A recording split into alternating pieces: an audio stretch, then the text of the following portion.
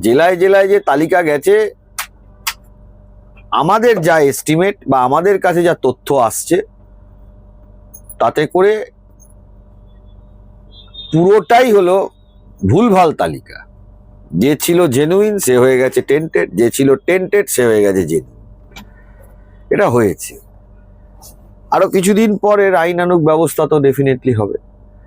তবে যা এসএসসি করছে তাতে আমার যেটা লাগছে যে পরিস্থিতি আরো ভয়ঙ্কর দিকে চলে যাচ্ছে এবং বাংলার ভবিষ্যৎ আরো ভয়ঙ্কর দিকে যাচ্ছে। এইটুকু বলতে পারি, আমার কাছে 70 থেকে 80 জনের লিস্ট এসেছে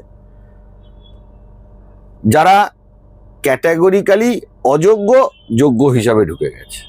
আবার আমার কাছে এই লিস্টও এসেছে যে যারা যোগ্য তারা লিস্ট থেকে বেরিয়ে গেছে। এটাই আমার কাছে এসেছে। আমরা নাম বলবো না, নাম যখন আদালতে জমা দেবো তখন আমরা আদালতকে যা দেখানোর দেবো।